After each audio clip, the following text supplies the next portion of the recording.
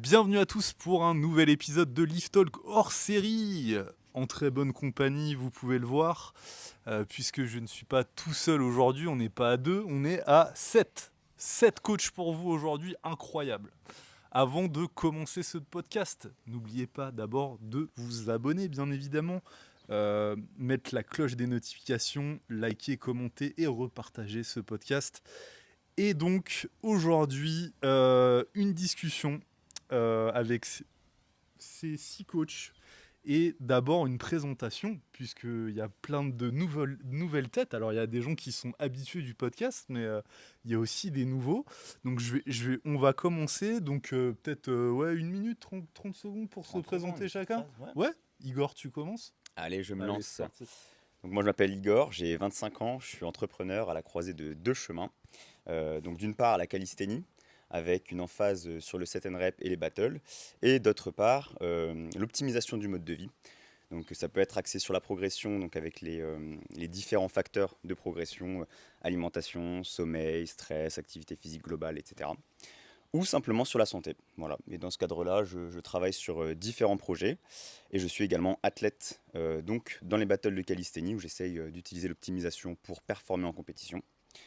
Et je vis en ce moment principalement du coaching, donc avec un mix encore une fois entre l'optimisation et la calisthénie.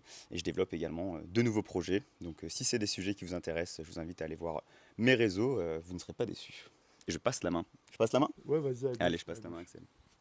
Bonjour à tous, moi c'est Axel du coup, je suis coach en battle, mais vraiment spécialisé battle, je fais ça à plein temps là depuis quelques mois maintenant, donc je me suis lancé à fond là-dedans. Le but c'est aussi de développer cette discipline, c'est ma passion depuis plusieurs années maintenant, donc j'ai aussi été athlète pendant quelques temps, et là le but c'est vraiment voilà, de développer les battles, emmener mes athlètes en compétition, les suivre le jour J, et après je coach aussi un peu des débutants qui veulent juste apprendre leur première traction, se mettre au muscle-up, etc.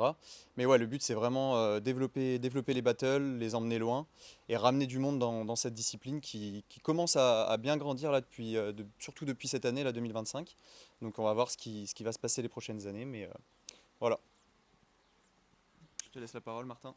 Merci Axel, merci déjà Marco pour cette belle initiative. Donc moi Martin Meyers, aka Exilibre sur les réseaux sociaux, ancien kinésithérapeute et du coup je fais du coaching en calisthénie avec une petite spécialité handstand, un petit passage au cirque aussi. Voilà, principalement coaching en calisthénie avec de nouveaux projets qui devraient arriver bientôt, un petit peu en réflexion pour le moment. Voilà. Ok. Globalement, je pense que je peux passer la main. Ok, merci beaucoup. Alex, je te laisse le présenter. On laisse peut-être présenter Eric pour ceux qui ne le connaissent pas. Vas-y. Ok, j'y vais. Hein. Donc Alexandre 012 Workout. Je pense que vous me connaissez peut-être. Je suis déjà venu 3 fois sur la chaîne Lift On Talk a habitué Alex. avec Marco. Hein. Donc l'homologue belge, comme on aime s'appeler. Maintenant, moi j'ai la particularité de coacher en calisthénie et street lifting, donc l'approche hybride des deux disciplines. Et voilà, donc coach à fond. Et c'est tout. Et t'es pas athlète récemment là? Enfin, t'as toujours J'ai été toujours athlète, été. mais tu prépares une compète là. C'est ça, ouais. Donc athlète à petite échelle, mais je prépare les championnats de Belgique de street lifting. Bien joué. Et tout en gardant cette pratique de la calisthénie aussi. Et voilà quoi. Donc Top. notre cher Alexis. Alexis Gabory, déjà salut à tous, merci Marco pour Et l'initiative comme a dit Martin. Et merci à Alexis de nous avoir invités ici. On ne serait pas là sans lui. Vous voyez derrière, magnifique cadre, il y a les montagnes, c'est quoi? Vous connaissez le bled là qu'il y a derrière? Alcudia. Alcudia, voilà, on est à Majorque, Ouais. pour ceux qui connaissent. Donc merci aussi Alexis, ouais. Avec plaisir. Donc coach depuis 2018 et pratiquant, principalement dans la calisthénie, mais plus largement j'aime bien toucher un petit peu à tout et j'aime bien avoir cette étiquette un petit peu d'athlète polyvalent, hybride.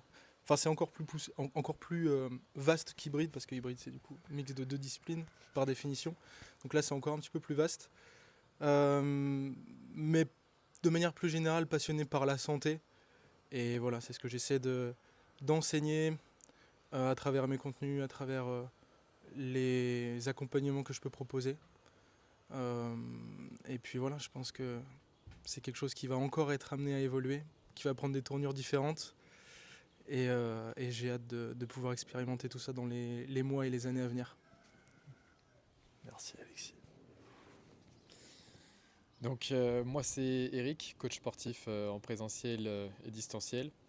Et actuellement, du coup, je me concentre sur le développement d'un projet qui vise à créer une communauté et rassembler des personnes un petit peu comme Alexis qui vise cette quête de l'athlète complet. C'est-à-dire pas seulement le mix d'un cardio et un peu de muscle, mais aussi d'autres qualités, être fort, agile, maîtriser son corps pour qu'il soit le reflet un petit peu de nos choix de vie. Donc voilà, c'est en projet, ça s'appelle Move Strong et ça devrait sortir très prochainement. Ok, bon bah écoutez, vous connaissez maintenant tout le monde. On vous mettra à la fin de ce podcast-là tous les Instagram pour aller les suivre si ça vous intéresse. Et on va commencer en premier lieu par la première question, le premier débat qui va se porter sur déjà quelle est votre vision par rapport aux pratiquants d'une monodiscipline. Donc, par exemple, quelqu'un qui serait vraiment full spécialisé en street lifting. Je pose cette question-là parce que vous l'avez compris, on a affaire à des personnes aussi qui sont pluridisciplinaires dans leur approche. Et vous, en parallèle de cette question, quelle est l'importance de l'association de plusieurs disciplines au sein de votre coaching? Voilà, qui veut commencer? Oh putain, Martin, tu me sens inspiré là, non? Martin, allez, vas-y. Passe le flambeau comme ça. Il était pas prêt. Tu veux un peu Bon. de temps de réflexion? Non, te je pense répète que la question non, je pense que c'est bon. Juste je réfléchis un peu parce que du coup la partie street lifting. Alors, j'ai parlé du. Attends, qui a mis quoi Un spécialiste. J'ai parlé du street lifting, mais ça s'applique à quelqu'un qui ferait, je sais pas, juste du vélo ou juste du basket ou un truc comme ça. Et quelle est ta vision par rapport à ça? Et les limitations peut-être aussi que ça implique. Et toi, comment tu vois la combinaison de plusieurs disciplines au sein de ton coaching? Est-ce que c'est un truc qui est indispensable pour toi? Voilà, c'est quoi tes réflexions par rapport à tout ça? Déjà, je trouve ça intéressant. Moi, je trouve que ça dépend beaucoup de notre évolution en tant que coach. Moi, je prends mon exemple. Il y a pendant très longtemps où j'ai été très focus sur juste le handstand. Et du coup, c'est ce qui, je pense, se transpirait sur mon réseau. Et du coup, j'attirais beaucoup plus de personnes qui étaient que centrées là-dessus. Et puis, quand j'ai commencé, moi, à me diversifier, je pense que j'attirais des personnes qui étaient plus attirées par cet aspect-là. Après, je pense qu'effectivement, ça demande quand même un peu plus de gestion sur l'incorporation de tout ce qu'on incorpore dans la discipline pour pas trop se perdre au niveau des progrès. Après, je pense qu'il n'y a pas de bien, pas bien. Je pense que c'est juste de quoi le coaché a envie de... Qu'est-ce que le coaché a envie d'avoir, sur quoi il a envie de progresser. Et je trouve pas qu'il y a de mal à être spécialisé sur juste une seule discipline. Je pense qu'il n'y a pas de mal non plus à faire différentes choses. Ça dépend juste, je pense, de la vision du coach et du besoin ou de l'envie du coaché. Ok. Et toi, du coup, la question, c'était vraiment... Alors là, tu parles d'un point de vue d'une personne, d'un pratiquant, mais toi, en tant que coach, c'est ça la question. C'est comment tu vois les choses. Est-ce que tu te vois, par exemple, coacher une seule discipline ou, par exemple, tu prends beaucoup plus de plaisir à faire plusieurs choses, travailler différents aspects, différentes qualités physiques, etc. Comment tu vois les choses par rapport à ça? Encore une fois, ça a bien changé parce que je pense il y a 2 ans, par exemple, j'ai été très centré uniquement handstand. Après, ma vision change. Encore une fois, moi, je suis très fais ce qui te fait kiffer. Et je trouve pas qu'il y a de bonne ou de mauvaise réponse. Ah non, mais je pense pas non plus, mais c'est vraiment toi. En fait, là, ce qui m'intéresse, c'est de recueillir, en fait, vos visions par rapport à tout ça. Ok. D'ailleurs, quand on en parlait tout à l'heure en off, je me rendais compte aussi d'un truc, c'est que plus on avance dans la pratique, le coaching, plus on prend en expérience, plus je ressens en tout cas que vous ressentez le besoin de faire, d'essayer plus de trucs, de ne pas rester dans une seule discipline. J'ai entendu faire le tour, des choses comme ça, tu vois. Mhm, Moi, mhm. je suis chaud de rebondir. Vas-y. Si jamais, Ouais. Let's go. je pense que au-delà de l'aspect sportif, ça va plus loin et ça reflète une philosophie de vie qui est pas que en lien avec le sport, mais qui est en lien avec toutes les sphères importantes qui peut y avoir dans notre quotidien. Et je pense que les personnes, les coachs, les athlètes qui se dirigent vers des pratiques un petit peu pluridisciplinaires, c'est des personnes qui ont cette aspiration à devenir un petit peu bon partout. Mais du coup, encore une fois, pas que dans le sport. Qui veulent aussi, pour prendre mon exemple, j'ai aussi envie, j'ai autant envie d'être un bon athlète complet qu'un bon entrepreneur, que un bon mari, qu'un bon ami.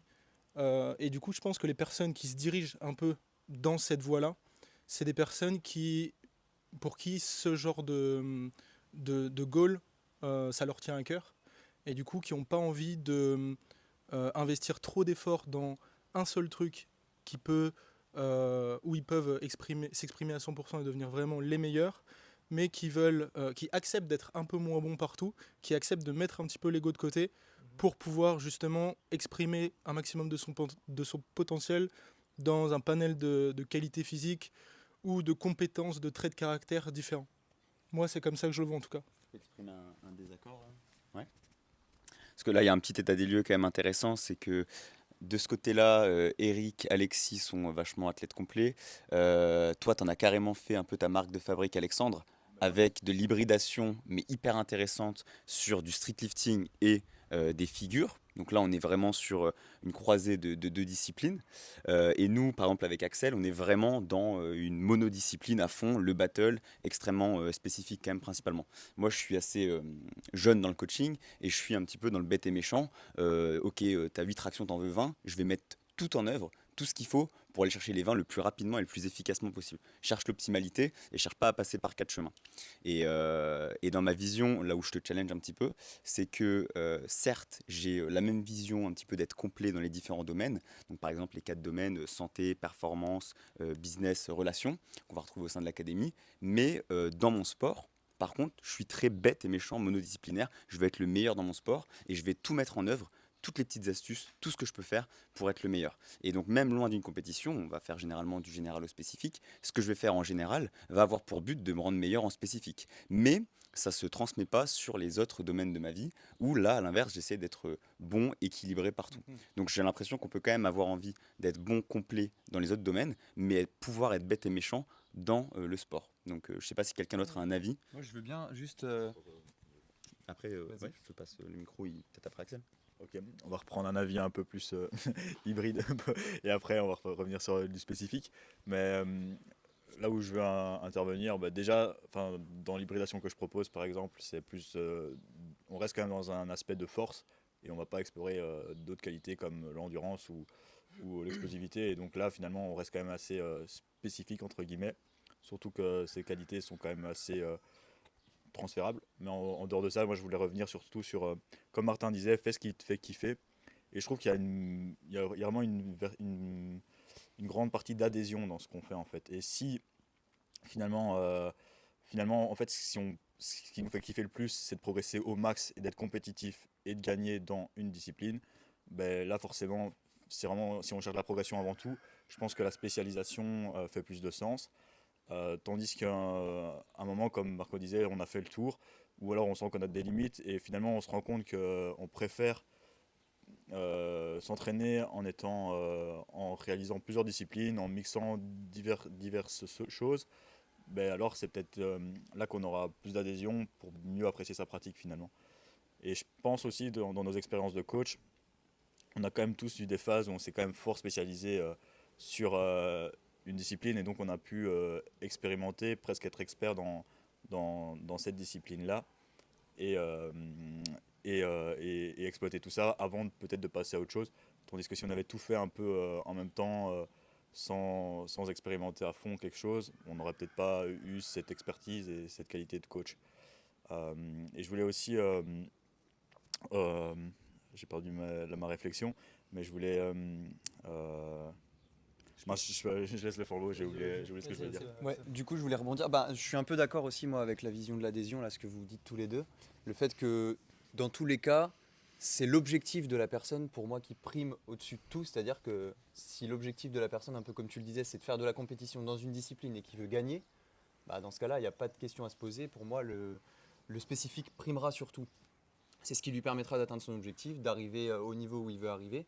Maintenant, si la personne, elle te parle plus de santé et que la compétition, c'est peut-être plus du loisir, pour un aspect santé, là, tu peux peut-être un peu reculer en arrière, te dire, ok, ben, si tu veux un aspect santé, peut-être que ce sera intéressant d'intégrer du cardio, d'intégrer d'autres choses, du travail articulaire, etc. Enfin, après, ça dépend de chacun, mais c'est à individualiser. Mais ouais, la priorité, ça reste quand même les objectifs, et ensuite, tu pars de ça pour déterminer vers quoi tu te tournes. Et je rebondis juste sur ce que tu disais par rapport au battle. Pour moi, justement, on arrive... Oui, tu es spécifique dans les compétitions, mais on a quand même plusieurs qualités physiques qui travaillent. Dans l'année, on va travailler, on peut aussi voir le point de vue de pourquoi tout travailler en même temps sur une seule semaine. Moi, j'aime bien voir la programmation sur une année complète, et rien ne t'empêche d'avoir une partie de l'année dédiée à une qualité physique, la force par exemple. À ce moment-là, tu peux même te diriger, pourquoi pas, vers une compétition en streetlifting juste pour te tester. Puis ensuite, tu peux te diriger sur une deuxième partie de l'année vers du cardio, vers de l'endurance. Et chaque travail que tu vas faire tout au long de l'année va dans tous les cas avoir un transfert. Tu as toujours un transfert qui se fait entre toutes tes qualités physiques.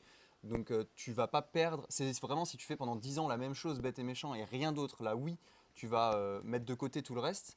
Par contre, si tu cycles ça sur l'année et que ça matche avec tes objectifs et avec ce qui te fait kiffer, bah, tu arrives quand même vachement à être un peu comme tu dis complet, mais sans non plus tout faire en même temps. Et je pense que ça peut être un bon moyen. Et... J'ai pas dit tout faire en même temps par contre. Ok. Et Ouais. alors, moi, on a bien déblayé le sujet là déjà. Moi, j'ai une question donc pour vous qui découle de celle-là. C'est est-ce que justement le fait d'être spécialisé, le fait de, je veux dire, être spécialisé dans un premier temps et après vouloir explorer d'autres trucs, ça, c'est peut-être pas, comment dire, il y a peut-être quelque chose qui se cache derrière ça en réalité. Et est-ce que peut-être on se ment pas aussi à un moment donné à soi-même dans le fait en fait de se confronter aussi peut-être à des réalités qui font peut-être un petit peu mal, qui touchent un petit peu l'ego et de se dire bon bah peut-être que c'est pas fait pour moi alors qu'en réalité, si, c'est juste qu'il y a des problématiques qui se posent et on vient un petit peu tout remettre en question. Et pour englober ce truc-là, cette réflexion, moi je vois un truc aussi un petit peu, enfin, ouais, plus global. C'est, tu vois, je vois beaucoup de gens, moi, qui n'arrivent pas à se maintenir dans un truc. Enfin, en gros, c'est trop dur pour eux.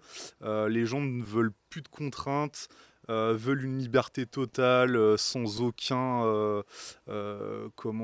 aucune contrainte. Et moi, je veux dire, je pense que c'est bien. Les gens, enfin, je n'ai rien contre les gens qui veulent essayer plein de choses, mais est-ce que peut-être à un moment donné aussi, pour avoir des résultats dans n'importe quel domaine, en fait, il faut poncer le truc enfin, un minimum ou un maximum de temps, ça dépend comment on se place, pour atteindre un niveau. Et est-ce que vous trouvez pas qu'aujourd'hui, les gens passent très très vite à autre chose, en fait? Il y a ce truc de... Ouais, bah peut-être que c'est pas fait pour moi, peut-être que je suis pas trop compétitif, machin. Et moi, c'est ça un petit peu la réflexion sur laquelle je veux vous faire tendre. C'est est-ce que le salut, c'est être dans une seule discipline ou justement être dans plusieurs disciplines tout en gardant en tête qu'aucune des deux n'est une bonne façon de faire. Mais quel est votre avis là-dessus? Je rebondis tout de suite là sur ce que tu dis. Je pense aussi il y a cette barrière, c'est un peu tu l'as dit indirectement, mais quand on veut vraiment exceller dans un domaine et arriver jusqu'à un certain niveau, ça va commencer à demander des sacrifices que tout le monde n'est pas prêt à faire.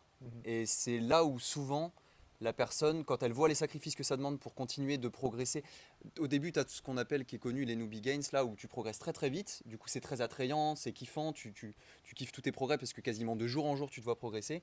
Et c'est vrai que tu as facilement quelque chose au bout d'un moment qui arrive, des phases de plateau qui sont normales, qui arrivent à tout le monde. Mais c'est vrai qu'il y a beaucoup de personnes qui abandonnent à ce moment-là. Je ne sais pas aussi si c'est un peu la société qui veut ça aujourd'hui. Tu vois, il y a aussi l'aspect, je vais m'éparpiller un peu, mais l'aspect réseau où on voit les gens progresser, être très très loin de nous. Du coup, au début, on se rapproche très vite d'eux. Donc on se dit, ah bah en fait, je vais vite le rattraper parce que je passe de 100 à 150 kilos en quelques mois. Enfin voilà, on progresse très vite. Donc on se dit, ah, il n'est pas si loin que ça. Et puis en fait, quand on arrive à un certain niveau, qu'on se rend compte du travail que ça demande pour progresser juste un petit peu, là on se dit, en fait, je suis encore à des années-lumière de ces mecs-là. Et aujourd'hui, on les a très facilement sur les réseaux, on tombe très facilement sur eux. Donc je pense que ça peut aussi dégoûter certaines personnes de la progression, quoi. Je te laisse enchaîner. Je veux bien le micro après. Moi, je voulais rebondir un petit peu sur tout ça. C'est assez drôle, justement, quand on veut pousser la spécialisation à son meilleur niveau. C'est là, selon moi, où pour aller chercher les derniers pourcentages, il faut en fait commencer à devenir polyvalent. Je m'explique, en fait, c'est plutôt sur le côté où, quand on va vouloir pousser un certain niveau de qualité physique, d'une certaine qualité physique, je pense par exemple au battle, tu m'en parlais dans tes coachings, par exemple, tu vas ajouter des fois de la mobilité, tu vas ajouter du cardio, et c'est là où en fait on voit que la spécialisation elle a ses limites, parce que du coup, tu te retrouves, si tu fonces tête baissée dans un seul et unique truc, au final tu es obligé, pas par, comme tu disais, par manque de, Marco, comme tu disais, par manque de maturité, de vouloir toujours plus, à un moment donné, tu es obligé d'aller explorer d'autres filons. Quand tu as poncé un filon qui est la spécialisation, la pratique de ton sport en lui-même, tu es obligé d'aller ajouter d'autres qualités physiques, d'autres travails comme le cardio et tout ça. Et pour moi, ça, c'est la preuve absolue que en fait, le corps humain n'est pas fait que pour faire qu'une seule chose. Et c'est là où, pour moi, il faut être capable de justement mettre l'ego de côté et se dire, ok, j'ai besoin de quitter un petit peu ma pratique, ou en tout cas de ne pas faire que ça pour justement avoir d'autres gains à côté. Si je peux juste nuancer un tout petit peu, Vas-y. juste par rapport au battle, c'est que tu as quand même plusieurs qualités physiques. Quand tu te concentres sur un sport de force comme le street lifting, c'est de la force. Tu n'as pas grand chose d'autre à bosser. Et du coup, ça remet un petit peu en question ce que tu dis là, de devoir aller travailler du cardio ou autre Tu chose. penses que le tu vois. développement articulaire, il n'est pas nécessaire pour du street lifting, par exemple? Mais est-ce que tu confonds pas spécificité et juste travailler une qualité physique, tu vois? Parce qu'en fait, faire du cardio pour du battle, c'est très spécifique, tu vois, dans un sens. Et moi j'ai C'est spécifique à la un autre performance, truc, quoi. c'est est-ce que même une discipline spécifique regrouperait pas toutes les qualités physiques tous dans une certaine mesure et qu'à un moment donné, je sais plus qui l'a dit, c'est intéressant des fois de dézoomer un peu, s'éloigner un petit peu du truc initial et travailler d'autres qualités. Comme par exemple, nous en hors saison en streetlifting, on travaille plutôt l'hypertrophie et dans une certaine mesure l'endurance. Est-ce que ça serait pas aussi intéressant d'intégrer aussi peut-être un petit peu de course ou du cardio zone 2 pour améliorer sa récupération et que ça soit transférable sur la force ensuite, etc. Donc est-ce que en fait au sein d'une même discipline on pourrait pas s'épanouir et faire aussi des choses qui s'éloignent à certains moments de la grosse spécificité du sport en question? Je peux revenir sur un point. Je vais revenir sur un point.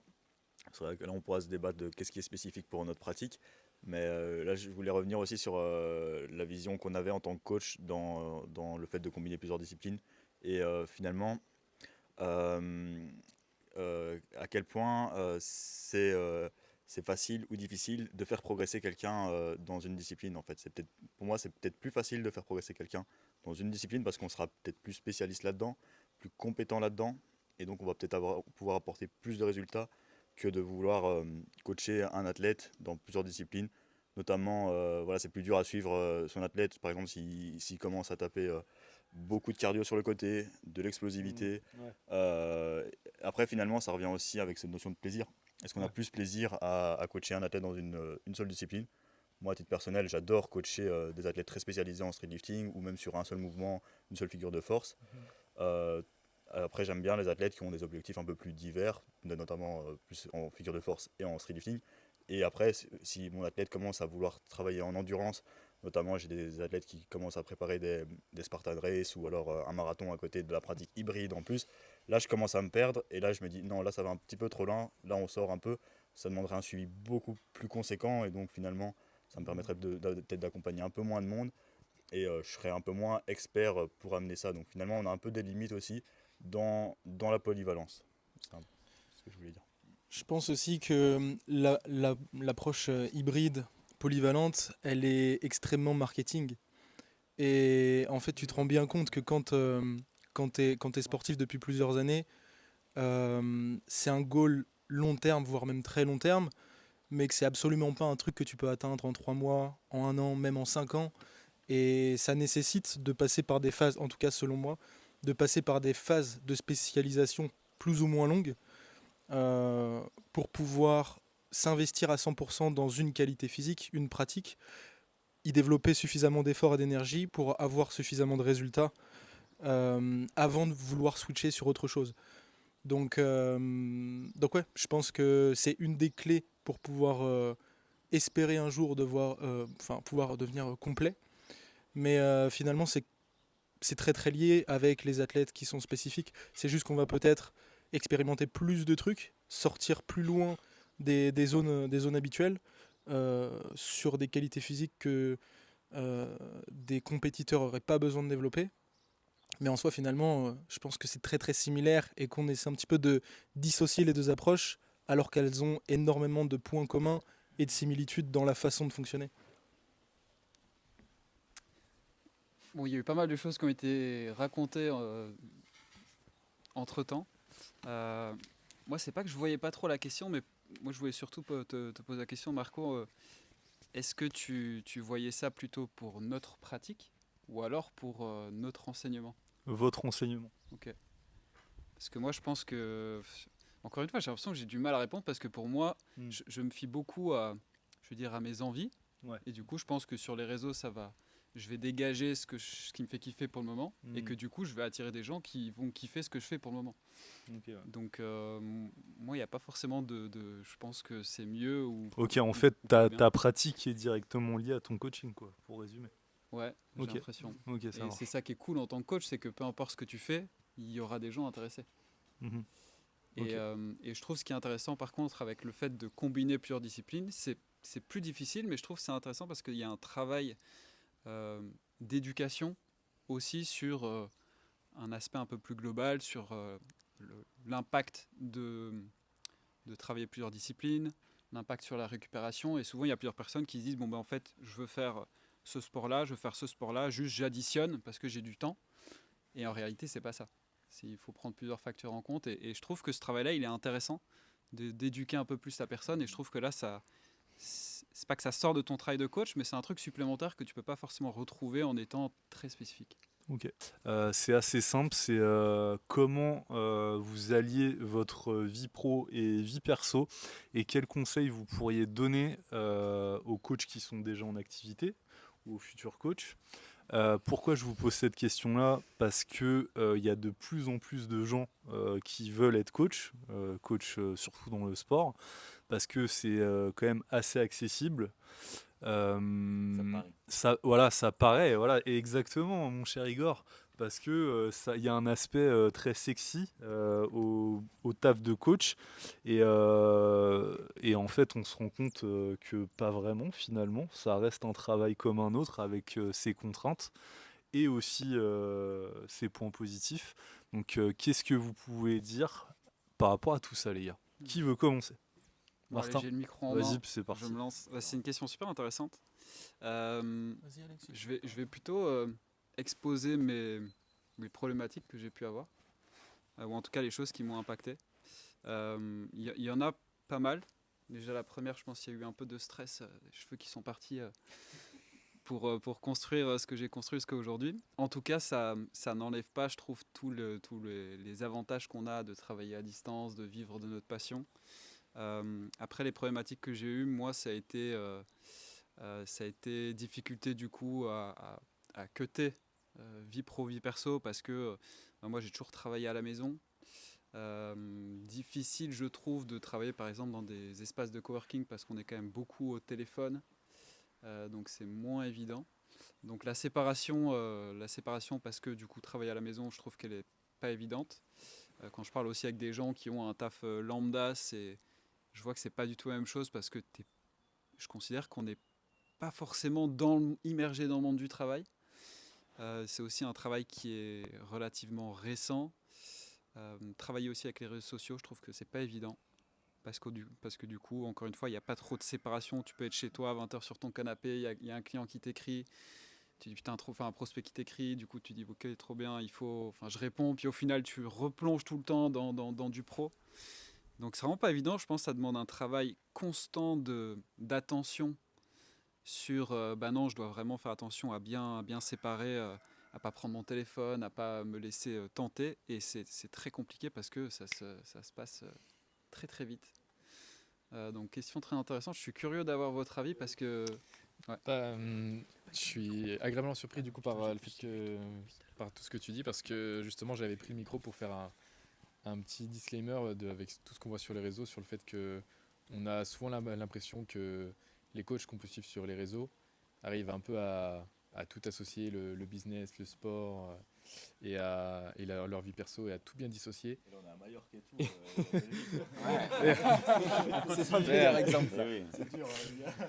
Donc ouais, effectivement, je pense que première chose à dire, moi si j'avais un premier conseil à donner, ça serait de pas s'en vouloir quand justement on se prend la main dans le sac à ouvrir le WhatsApp à 20h, alors qu'on pourrait être un peu plus allier ça à du temps perso, ou à répondre à un client entre deux séries parce qu'on fait de la force et que du coup vous avez des 7 minutes de récup. Non, mais du coup, ouais, ça c'est déjà un point où il faut pas s'en vouloir, et c'est des choses qui vont se mettre en place petit à petit. On va mettre des automatismes. Moi, ce qui m'a aidé, c'est de mettre des timers sur mon application comme Instagram, et aussi d'avoir maintenant avec les téléphones, on a de plus en plus d'opportunités, comme mettre des applications qui se bloquent et qui s'activent à partir d'une certaine heure. Soit les téléphones le font, soit maintenant des applications le permettent, et ça permet de moins par habitude ou par réflexe d'ouvrir quelque chose qui est plus lié au pro qu'au perso. Donc ça c'est déjà un point, ouais, qui peut aider. Et après, je pense qu'il ne faut pas vouloir aussi copier ce qu'on peut voir d'autres coachs dans leur manière de travailler. Moi, je dirais que ce qui m'a aidé, en fait, c'est d'être sur le terrain, de pratiquer et d'ajuster ma méthode de travail à moi, en fait, à ma personnalité, à mes habitudes de vie, à quand est-ce que je voulais m'entraîner dans la journée, avec quel genre de personnes je voulais travailler, comment je voulais travailler. Et ça, en fait, c'est un peu le problème quand on démarre une discipline, que ce soit le sport ou là, du coup, une profession. On veut vite tout faire très très bien. On se laisse peut-être pas le temps de faire des erreurs, d'accumuler une propre expérience, de refléter sur ces erreurs-là, et ensuite d'ajuster en conséquence. Donc voilà, si ça peut aider. Je veux bien rebondir là-dessus. J'ai l'impression qu'on veut toujours opposer le pro et le perso. Moi, je pense qu'on peut quand même arriver à trouver un équilibre sain pour tout le monde et arrêter de mettre en opposition les deux. Comme tu le dis, ça correspond à chacun. On peut très bien travailler à toute heure. Enfin, je veux dire, si toi, t'aimes bien t'entraîner le soir et pendant tes temps de repos ou pendant ta zone 2, faire tes retours ou des choses comme ça, si toi, ça te convient, enfin, moi, je sais que j'aime bien faire empiéter mon pro sur mon perso, mais sans mettre en opposition les deux et sans que ce soit un problème dans ma vie, sans que ce soit un problème pour mon entourage déjà en priorité et pour ma santé mentale aussi. Et par exemple, typiquement, quand je vais faire des séances de zone 2 qui sont du coup du perso, où je vais faire du sport, où je vais me faire du bien, en tout cas, je vois ça comme ça va pas m'empêcher de mettre du pro au milieu et de ne pas empiéter négativement non plus sur ma vie perso. Après, voilà, moi je maintiens je pense qu'il ne faut pas le mettre les deux en opposition, que si tu es à l'aise, que si tu es OK avec ce que tu mets en place au quotidien et que tu arrives à t'y retrouver, bah après c'est vrai que tu peux vite quand même tomber dans l'excès et... Ouais, ça reste compliqué, mais je pense qu'il faut quand même pas être catégorique sur le fait d'opposer totalement les deux. Et que tu peux quand même arriver à trouver un équilibre et même une symbiose aux deux, à pas forcément avoir des horaires. C'est aussi la liberté qu'on a de ne pas avoir des horaires fixes tout au long de la journée, de pouvoir faire un peu comme on en a envie et comme on le veut. Donc je pense qu'il faut aussi en profiter, quoi. Ça dépend complètement du tempérament de chacun aussi, quoi. Et de Ouais, complètement. la situation personnelle de chacun. C'est sûr qu'aujourd'hui, si tu as 20 ans, que tu es tout seul, que tu es chez tes parents, que tu as zéro stress, etc., tu vas pouvoir charbonner et peut-être bosser jusqu'à 23h, minuit si ça te dit. Tandis que quand tu es un petit peu plus vieux, que tu as une trentaine, quarantaine d'années, que tu commences à avoir des enfants, des responsabilités autres, peut-être que là, ça devient plus important de dissocier les deux de manière plus directe. Mais pour rebondir sur le sujet, moi, quelque chose qui m'a beaucoup aidé et qui manque cruellement aujourd'hui, enfin là, j'ai bien compris qu'on parlait principalement des coachs en ligne, du coup, c'est la puissance de l'entourage. Et finalement, moi, c'est un truc qui m'a énormément limité. C'est que pendant des années, j'ai été tout seul à faire mon truc de mon côté et personne comprenait mon quotidien, mes aspirations et le rythme de vie que je pouvais avoir. Et le jour où les choses ont commencé à bouger, ça a été le jour où j'ai commencé à m'intéresser aux autres, premièrement via les réseaux, en faisant en sorte de ne pas hésiter à contacter les gens, à être proactif dans les échanges pour créer des connexions et par conséquent créer des opportunités. Comme aujourd'hui, on a l'opportunité de se rencontrer, d'échanger, de créer du contenu, de tisser des liens et tout. Et je suis persuadé que ça va déboucher sur plein d'autres opportunités. Et je pense que, en fait, comme on dit souvent, hein, quand on est tout seul, on va plus vite, mais ensemble, on va plus loin. Donc, c'est vraiment un truc que, avec le recul, si je pouvais me donner un conseil, et donc si je pouvais donner un conseil au futur coach, ça serait justement ça, ça serait de chercher plus rapidement à faire des connexions euh, pour multiplier les opportunités. Ok, ouais, parce qu'il y a beaucoup de coachs qui font des choses de leur côté. Même nous, à des moments, on est un petit peu renfermés sur nous-mêmes.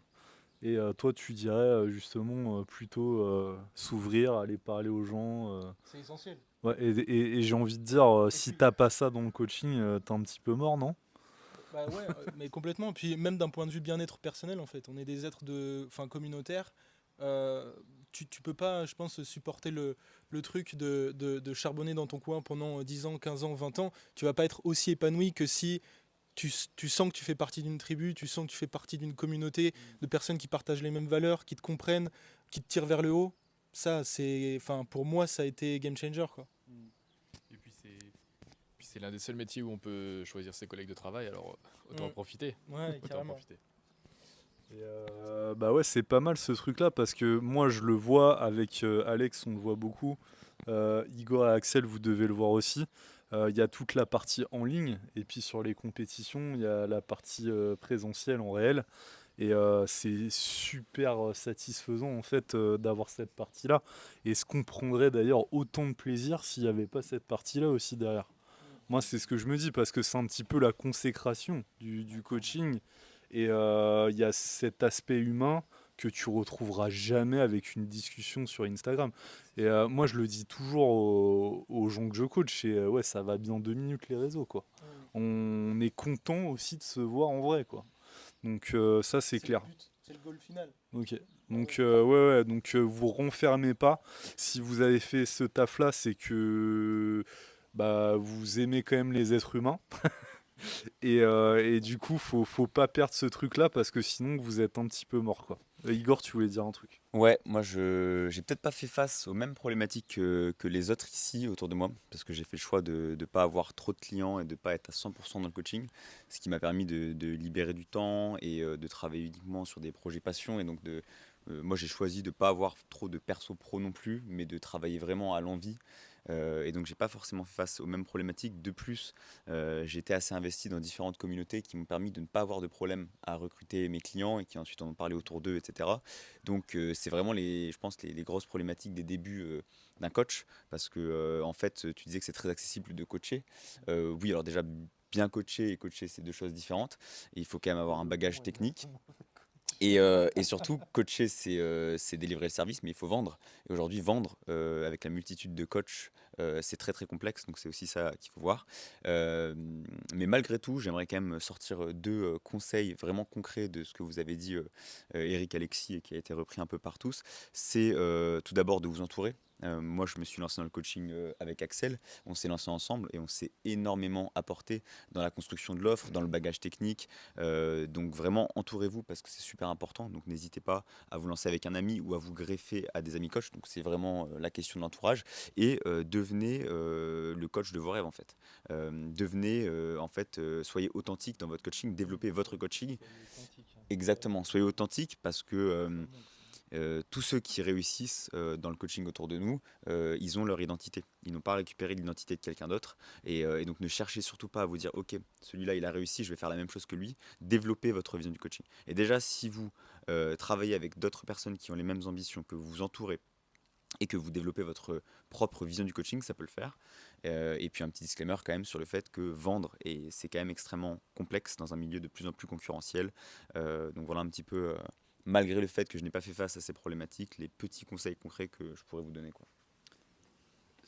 Hyper intéressant parce que je voulais exactement dire, alors pas la même chose, mais je voulais dire, c'est vrai que moi quelque chose qui m'a fort marqué au début, ça a été, j'étais coach, je pensais que j'allais pouvoir être coach du coup à distance, et en réalité, être coach à distance, ça n'a rien à voir à être, par Et rapport même- à coacher en Mais présentiel. même en présentiel, en vrai. Je pense que Eric, il pourrait... Est-ce que Eric, tu pourrais nous dire un peu, ou alors Martin après, mais les différentes qualités ou tous les différents tafs qu'un coach doit réellement faire, tu vois, du type closer, tout ce qui est réseau, copywriter, etc. Donc, après ta réponse. Ouais, c'est vrai que moi du coup j'ai fait un peu la bascule inverse où j'étais d'abord dans le online et ensuite en basculant en présentiel. Et c'est vrai que le présentiel me met en face d'humains et qui m'exposait un problème à l'instant T et que je devais répondre pas demain, laisser le message en non lu, mais maintenant. C'est vrai que c'est quelque chose qui m'a fait devenir un meilleur coach, ouais, sur ça. Euh, Après, ouais, pour rebondir un petit peu sur tout ce qui a été dit et sur ta question, ouais, effectivement, coach, c'est plusieurs casquettes parce qu'on voit le coaching sportif, mais effectivement, comme l'a dit Igor, c'est apprendre à se vendre, apprendre à trouver des clients et après, je pense que tout est un peu lié depuis le début de notre conversation. J'ai bien aimé ce que tu disais, Martin, au début sur le fait que tu suives tes envies, t'as fait montrer des choses qui après t'as attiré certains clients et ce qui rejoint de nouveau ce que toi, Igor, t'as dit où il faut pas essayer de se travestir, où en fait, du coup, en t'intéressant à ce qui t'attire naturellement, tu te crées un certain style d'entraînement, un certain coaching et voilà, ce qui fait que ça rend le truc unique. Donc voilà, plusieurs casquettes et surtout être soi-même. Et puis, je pense aussi quelque chose obligatoire aujourd'hui, c'est accepter de devoir s'afficher publiquement sur les réseaux, parce que je pense qu'on est un peu obligé maintenant de passer par là, de devoir, je sais pas quelle a été votre expérience par rapport au fait de devoir faire des vidéos face cam, montrer son image sur les réseaux, etc. Ça, je l'entends beaucoup, parce que du coup, j'ai des coachés qui maintenant veulent être coach et qui butent beaucoup à cette Ouais. étape-là. Ouais. Et je pense qu'on a, enfin, en tout cas, votre avis m'intéresse sur les différentes étapes par lesquelles vous êtes passé sur accepter de montrer. Parce qu'aujourd'hui, ça rejoint ce que disaient Igor et Eric, c'est que maintenant, je pense qu'il faut d'autant plus être encore plus authentique qu'avant parce qu'il y a beaucoup plus de concurrence. Et du coup, tu es obligé de te démarquer en montrant réellement qui tu es. Et ça, je dirais pas que c'est une problématique, mais je réfléchis beaucoup par rapport à ça parce que je me dis ça peut être intéressant de montrer certaines parties Ouais. personnelles de moi, peut-être mais pas à la trop, fois j'ai quoi. pas forcément envie de le faire, Ouais. mais je me dis ça peut quand même être intéressant parce Mm. que du coup les gens auraient beaucoup plus une image réelle de qui je suis. Bah, je vais réagir d'abord à ça et après à ce que tu demandais, Igor, sur les différentes qualités autres que le coaching pur et dur. Donc par rapport, alors moi mon expérience, elle est très rapide là-dedans, c'est que j'ai accepté dès le départ que j'allais être exposé. C'était écrit noir sur blanc, voilà, je m'engageais pour ça, c'est clair et net. Et tu as dit une deuxième chose qui est hyper intéressante, c'est que, et je le vois notamment avec la formation d'E-Trainer Global, quand je forme des coachs, le truc le plus compliqué c'est ça. Et en fait, des fois, je leur dis, bah, écoute, ce que tu vas faire, parce que peut-être t'es pas très à l'aise à parler facecam et tout, tu vas d'abord faire peut-être un vlog d'entraînement où tu vas pas forcément parler ou parler en voix off ou des choses comme ça. Et petit à petit, tu viendras à t'exposer de plus en plus. Donc ça, c'est clair que le regard des gens, parce que en gros, c'est ça, il est hyper déterminant et faut être totalement ok aligné là-dessus. Ça c'est clair et net, je laisserai répondre les autres après. Et après pour la question d'Igor, euh, je pense que, alors déjà le truc de base c'est être un bon coach. Tu pourras pas fonctionner même si tu es très bon dans les autres domaines si tu es un mauvais coach. Parce que ça on le voit aussi hein, dans le sens inverse, des gens qui sont pas forcément bons dans le coaching mais qui sont peut-être très bons en marketing, en communication, etc. Donc pour moi, c'est la base. Être un bon coach, être un bon vendeur, marketeur. Voilà, savoir se vendre, être aussi un bon créateur de contenu, faire du contenu qui amène de la plus-value, de qualité.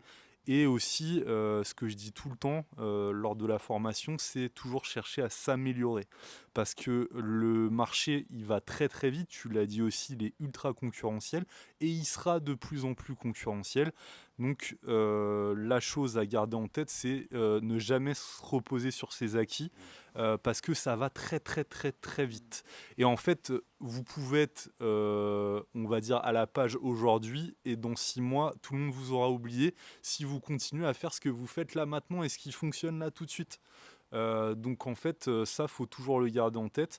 Et je dirais aussi, et ça on l'a pas abordé, ce qui est très dur quand vous êtes coach, c'est cette aussi un petit, on l'a pas dit, mais incertitude.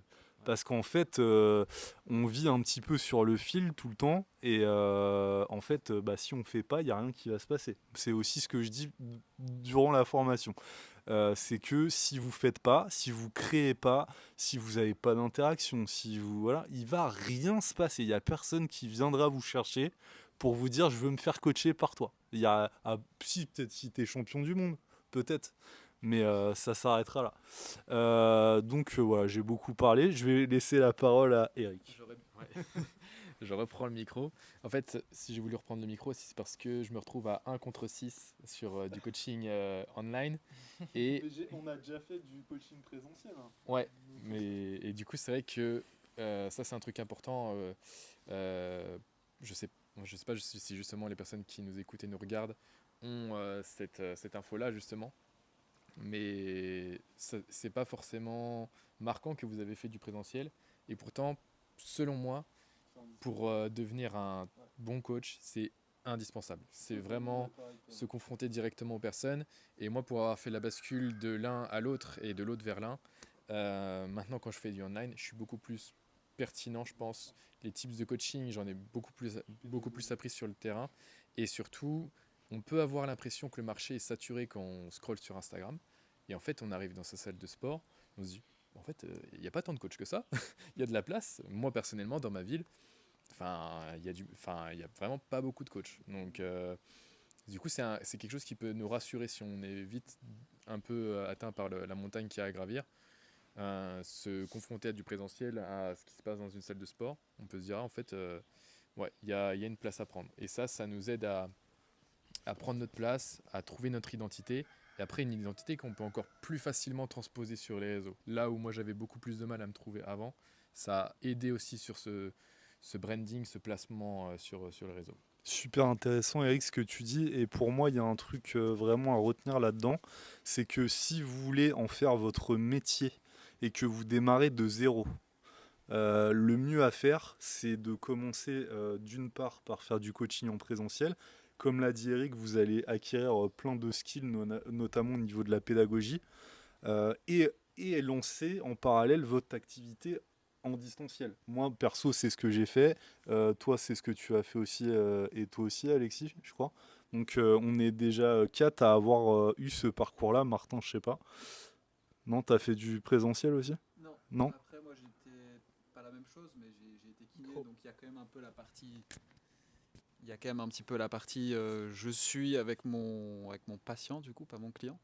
Et je pense que très vite, les endroits où je suis passé, ils ont remarqué que j'étais beaucoup plus le kiné exercice rééducation et pas trop le kiné.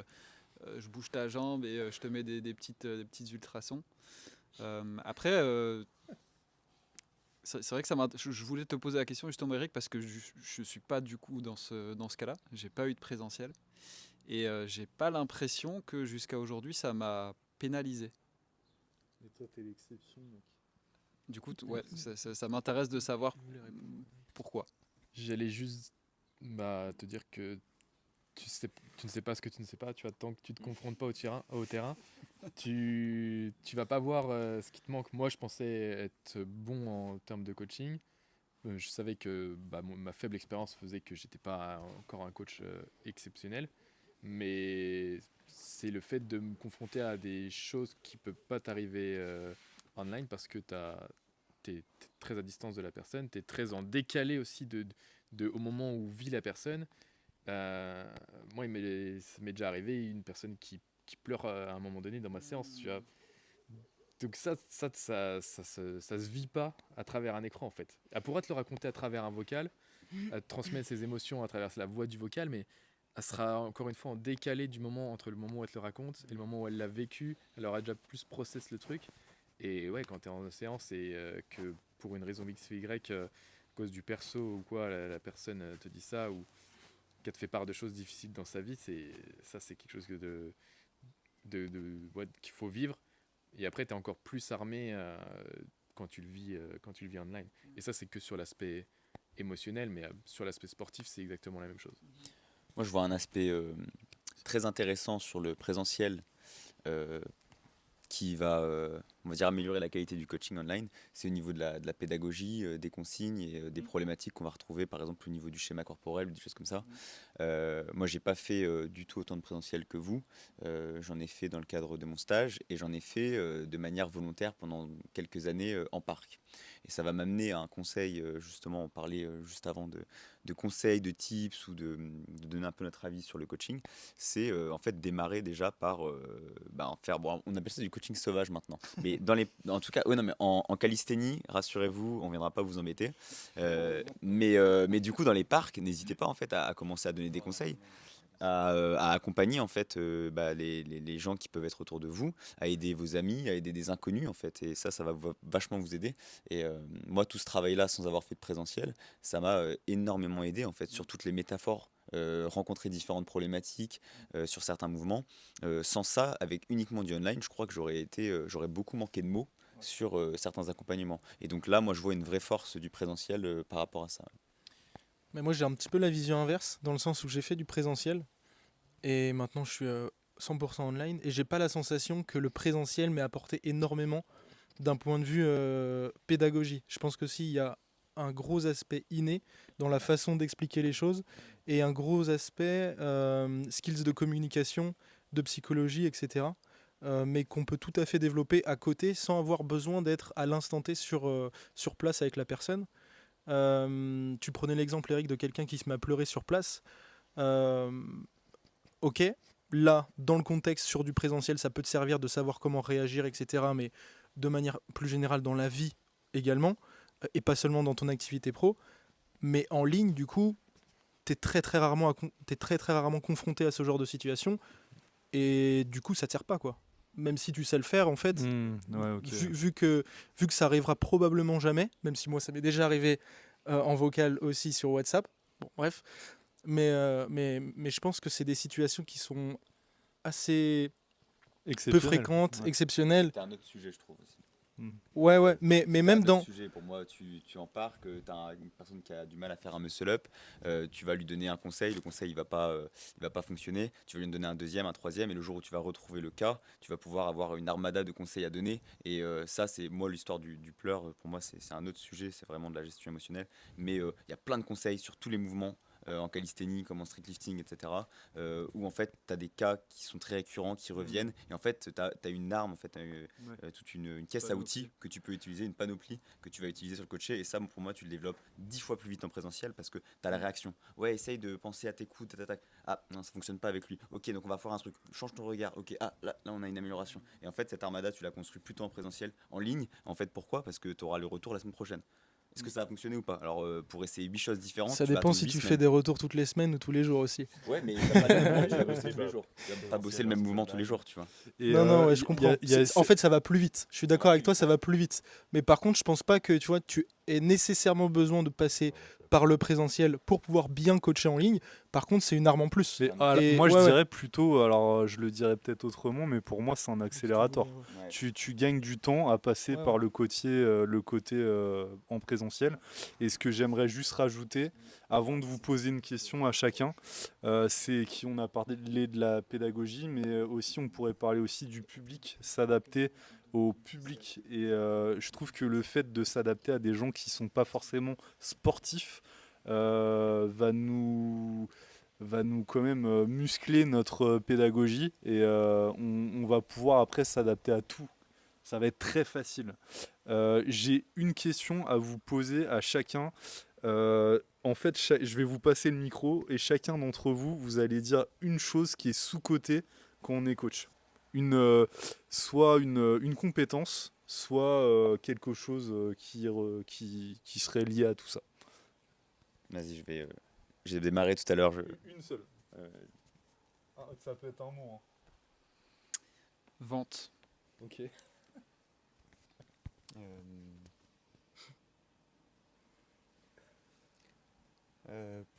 J'aurais dit. C'est qui me manquerait à moi ou d'une manière générale? À toi ou à d'autres. Toutes les coachs qui se lanceraient. Moi, je dirais communication, mais en ligne, quoi. Enfin, communiquer son image, en fait. Ok. Moi, je rejoins Martin, mais encore un peu plus précisément. Si vous voulez perdurer pour moi pour le coaching en ligne, je dirais carrément closing. Mais c'est lié donc à Martin. Moi, je dirais la vision. C'est ce qui manque aujourd'hui à beaucoup de coachs. Moi, je dirais la passion. Moi, je dirais la capacité d'apprentissage. Parce que si tu es capable d'apprendre dans différents domaines, mindset, vision, closing, communication, coaching, bah en fait, si tu n'arrêtes pas d'apprendre et que tu sais comment bien apprendre, je pense que c'est une des fondations qui te permet d'aller loin. Cumulé avec ce que vous avez dit, forcément. Moi, je dirais le petit truc en plus. Le truc qui va faire que tu es meilleur que ton concurrent. Donc, peu importe comment c'est, on parlait justement de son style de coaching qui nous ressemble. Il faut que dans la manière dont on coach, que ce soit en présentiel ou en online, il y ait ce petit truc que d'autres concurrents dans une même niche n'ont pas. Je voulais rebondir sur ce que Alexis disait. Et c'était en lien par rapport à ce que je disais tout à l'heure sur accepter de se montrer sur les réseaux. Et en fait, je trouve qu'aujourd'hui, si tu veux, même pas percer, mais réussir en ligne, tu es obligé d'apprendre constamment. On va enchaîner sur la troisième partie et on va parler un petit peu de l'avenir justement du coaching en ligne et comment vous voyez les choses dans les années à venir. Est-ce que ça va être positif? Quelles contraintes on va avoir? Est-ce que ça a ses limites? Vas-y, t'es chaud, Igor. Non, si quelqu'un veut prendre la parole à ce sujet, si quelqu'un a une idée, allez-y les gars. Je pense que c'est une très bonne question parce que ça va rejoindre en fait tout ce qu'on s'est un peu dit depuis le début.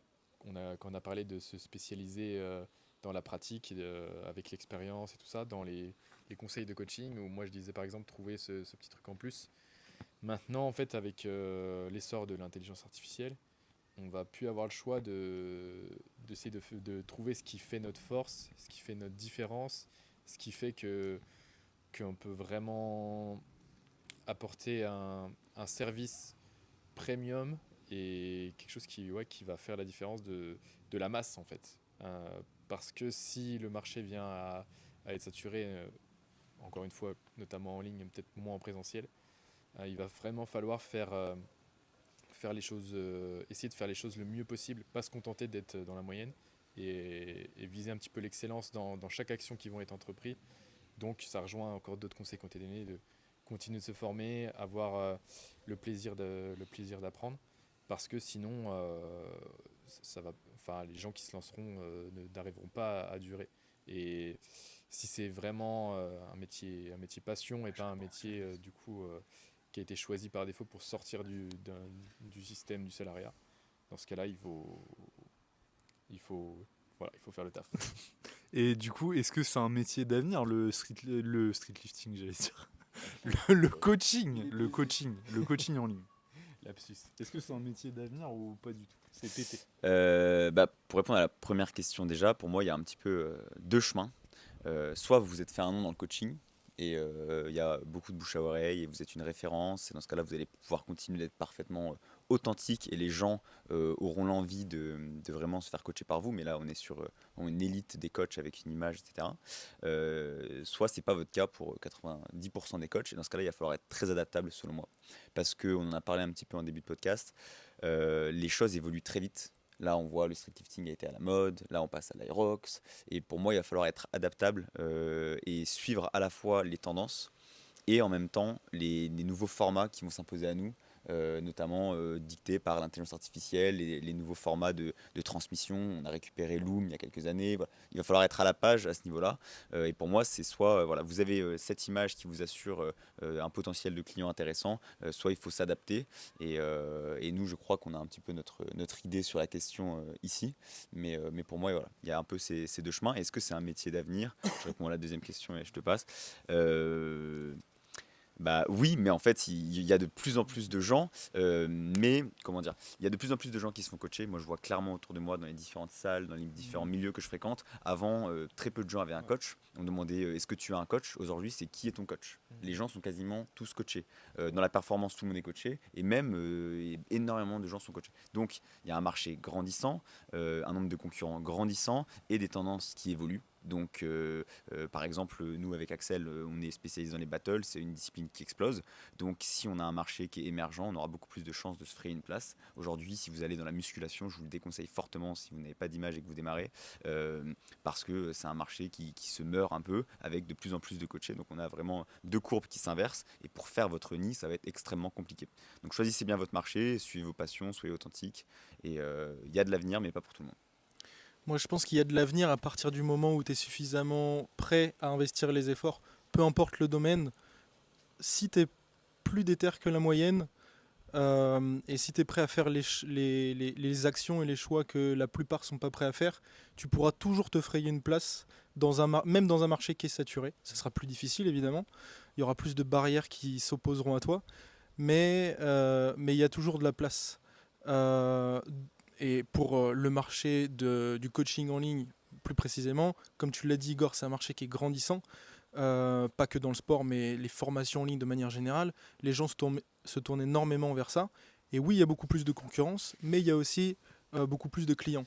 Donc si on arrive à créer une marque personnelle qui est forte, à créer un lien avec son audience, et pas simplement à être un robot à donner des conseils techniques et de l'information, mais qu'on arrive vraiment à faire en sorte que les gens éprouvent des sentiments pour le coach et à tisser ce lien. Je pense que oui, il y aura toujours de la place, même si c'est peut-être un peu plus compliqué dans certains domaines. Pour appuyer justement, parfait, tu fais le lien avec ce que tu viens de dire là. On parlait tout à l'heure de l'IA, de toutes ces choses-là qui vont arriver, et je pense que l'aspect humain, de plus en plus avec les années, va arriver au cœur du métier. Et les gens vont se rendre compte qu'un coach, c'est bien plus qu'un mec qui te donne un programme et puis qui te dit fais ci, fais ça. Tu as tout l'aspect humain, motivationnel que tu n'obtiendras jamais avec une IA. Même si l'IA, si tu lui demandes de te motiver, elle va pouvoir te le donner. Ça vaudra jamais la passion du coach qui veut te transmettre ses connaissances et sa passion pour son job. Ça, tu le retrouveras nulle part. Et pour moi, c'est un peu aussi l'avenir du métier, le fait de mettre en avant cet aspect humain, de faire en sorte que ça reste le cœur du métier, parce que c'est ce qu'on disait, ça fait le lien avec ce qu'on disait au départ.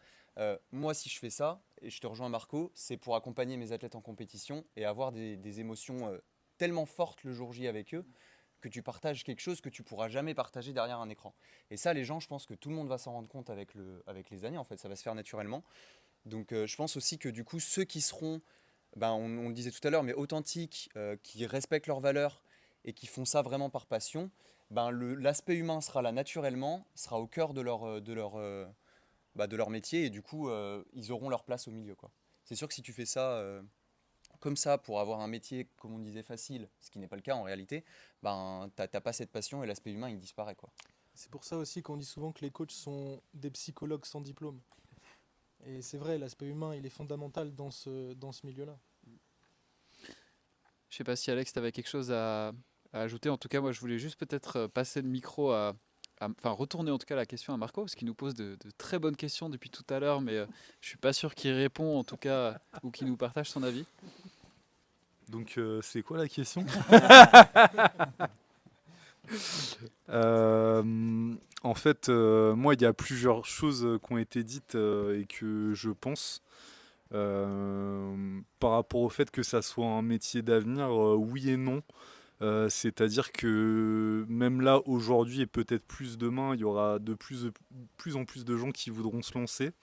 Il y a une sélection naturelle qui se fait de façon naturellement. Et comme on dit, il y a beaucoup d'appelés, pas beaucoup d'élus. Et ce qui est très positif, c'est que c'est les meilleurs qui resteront et donc les plus compétents. Je pense que quand on est coach aussi et qu'on veut se lancer, on peut avoir peur de ce truc-là. Qu'on soit beaucoup à être coach, etc. Mais en fait, c'est un petit peu comme ça dans tous les domaines, mais encore plus valable dans le coaching. C'est que quand vous faites du bon taf, que vous êtes passionné, que vous ajoutez une valeur, que vous avez une vision, en fait, je pense qu'il faut vraiment avoir confiance en soi et en l'avenir et pas se laisser déstabiliser par ça parce que tu peux vite te dire putain, ouais, on est déjà 20 000 et tout. Et en fait, si tu es vraiment bon dans le domaine en question, bah, tu vas réussir en fait. Donc, faut pas avoir peur de ça. Donc, peut-être, ouais, plus de gens. Mais je pense que ceux qui fonctionneront, parce que c'est quand même ça qui est important, je pense que si par plaisir tu coaches 2-3 personnes, bah, c'est cool. Mais la finalité, c'est quand même en vivre, enfin, ou en tout cas avoir un complément de revenu si tu as une activité principale. Mais donc voilà, je me suis un petit peu éparpillé aussi, mais je pense que ouais, métier d'avenir sur l'aspect humain aussi, on l'a dit, qu'on a des trucs à gérer, et même si des fois on met quand même un petit peu de distance pour pas non plus être le pote, parce que notre job c'est pas être vos potes quoi, c'est vous faire progresser tout en restant humain, être à l'écoute, etc. Et donc voilà. Je voulais rajouter un truc où j'ai pas assez répondu à la question, je crois. Non. Non, je trouve que c'était très très bien et je sais pas vous, mais en tout cas, moi j'avais cette. Je mets pas le mot vision, mais moi j'appelle ça plutôt genre la foi que genre, je sais que je suis fait pour ça. Ouais. Et je me rappelle, moi à 17-18 ans, j'étais très frustré parce que je commençais des études de kiné et je savais qu'au fond, je n'allais pas faire ça. Et je leur disais, je sais pas comment, mais je sais que je terminerai là-dedans et je ferai ça. Et je dis, ne me posez pas plus de questions, mais je le sais. Et je pense aujourd'hui, c'est ça. Je sais pas si toi, le terme vision, ça rejoint cet aspect-là, mais moi, j'ai toujours su au fond de moi que j'étais fait pour ça. Et peu importe comment, je savais que j'y allais arriver, quoi. Moi, je pense, ce que je voulais dire depuis quelques temps, là, c'est que le coaching en ligne, je pense que ça va être une norme. Quand on voit en tant que client, quand on vit une expérience de coaching, on se rend compte un peu de tous les bénéfices qu'on a à se faire coacher finalement. C'est pour ça qu'on voit de plus en plus de personnes se faire coacher justement. On ne va pas revenir sur le débat du présentiel versus online, mais à travers le coaching online, on arrive à faire quelque chose de tout aussi bien maintenant avec les outils qu'on a actuellement qui se développent. Potentiellement qu'un coaching online hybride, on va dire avec un peu de présentiel, peut permettre d'avoir cette connexion humaine dont on parle. Euh, et donc voilà, finalement, on va se rendre compte que même dans les salles, là, ben, on se rend compte qu'il y a encore pas mal de personnes qui ne sont pas coachées. Donc finalement, petit à petit, les outils vont s'améliorer, le marché va évoluer et je pense qu'il y aura vraiment une place à se faire et forcément il faudra, comme on disait, être bon, passionné, etc. pour se faire sa place là-dedans. Pour rebondir sur ce que disait Martin, tu disais que tu avais la foi et la sensation que tu étais fait pour ça et que tu allais réussir. Moi, il y a toujours un truc qui m'a beaucoup parlé, c'est de me dire, j'ai pas de plan B. je fonce dans une voie et je me laisse pas d'autres choix. Parce que se laisser d'autres choix, c'est le meilleur moyen de pas s'investir à 100% dans le truc que tu as choisi par défaut. Et c'est la possibilité d'échouer, simplement. Alors que si tu te dis, il y a cette voie-là qui m'attend, je suis fait pour ça, je sais que je vais y arriver, et c'est ça ou rien, bah tu y arrives en fait, parce que t'as pas d'autre choix. peux apporter un peu de nuance à ça. Moi, un truc qui m'a aidé à me conforter dans mon choix, c'est justement de faire all-in tout de suite. Dans le sens où on parlait tout à l'heure de complément de revenus. Si vous avez un doute, formez-vous, commencez à coacher gratuitement dans vos cercles proches. Après même contre rémunération, une fois que vous êtes suffisamment formé pour vous conforter dans votre choix. Mais après, à un moment donné, et moi c'est là où tout s'est débloqué pour moi, c'est effectivement au moment où j'ai fait all-in que tout s'est bien déroulé, quoi. Pour apporter encore un peu de nuance, euh, je pense qu'il faut vraiment faire en fonction de votre profil finalement. Moi, je suis aussi du type all-in, et si j'y vais à 50%, je vais pas m'investir à fond, exactement comme disait Alexis. Mais c'est pas obligatoire, je pense. Il y a des gens qui ont besoin d'être assurés et de démarrer. Donc, vous voyez comment analyser en fait, comment vous avez été sur vos projets précédents, et faites en fonction de votre profil. Et puis peut-être dernière emphase, vraiment sur le fait de la difficulté grandissante de devenir coach. La passion seule ne suffit plus, le travail seul ne suffit plus. Il faut vraiment un ensemble de compétences et s'apprêter à ce que ce soit potentiellement très très dur pendant quelques années et persévérer. Si c'est vraiment, comme disait Martin, que vous avez la foi, il y a de...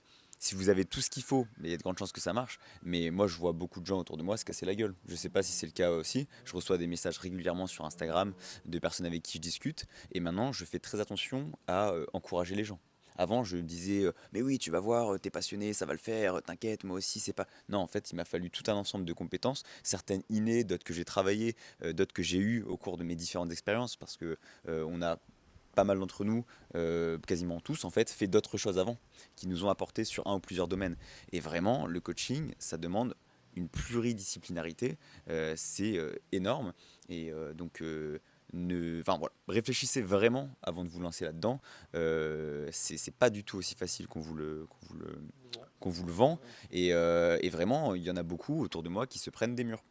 Et c'est dur. Donc voilà, puis en plus c'est évidemment vécu comme un échec personnel. Donc moi j'aime beaucoup nuancer quand même le suivez vos rêves, etc.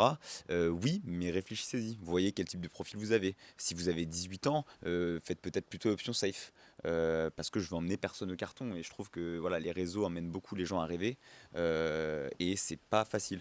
Donc voilà quand même une grosse emphase là-dessus. Mais c'est justement en se prenant des murs que Ouais. tu te relèves et que tu continues. Parce qu'ici, je pense que on s'est tous pris des murs et on s'est tous relevés. Ça dépend juste de ton endurance. Mais ceux qui ne se sont pas relevés, ils sont Ah mais ça on est d'accord, il y en a plein. Et tu fais bien de le soulever parce que c'est vrai que c'est un truc qui est important. On peut penser d'une vue externe que c'est facile et que c'est accessible. Pas du tout. Aujourd'hui j'ai 29 ans, j'ai commencé à 22 ans le coaching et je pensais qu'en 3 mois j'allais y arriver, tu vois. Alors que pas du tout. Et le moment où j'ai pu commencer à en vivre confortablement, ça a été peut-être au bout de 5 ans. Hmm. Alors Oh. que j'avais déjà une expérience dans différents domaines avant, quoi. En fait, il y a beaucoup de ça dans le domaine sportif, mais aussi dans le coaching. C'est lui, il a réussi, pourquoi pas moi? Mais en fait, dans le sportif, ça va être beaucoup une part de génétique, d'antécédents. Et finalement, en fait, dans le coaching, c'est pareil, en fait. Tout le monde ne sera pas top coach, même si vous donnez à 100%, si vous avez quand même les capacités pour, vous allez y arriver. Dans un certain temps donné, ça sera plus ou moins complexe, mais vous arriverez. Mais il y a ce truc-là beaucoup, moi je trouve, qui se passe. Et c'est aussi pour ça que peut-être là, on est dans le haut de la cloche, là, il y a beaucoup, beaucoup de gens qui s'y mettent. Et il y a beaucoup, beaucoup de gens aussi qui se prennent un mur, quoi.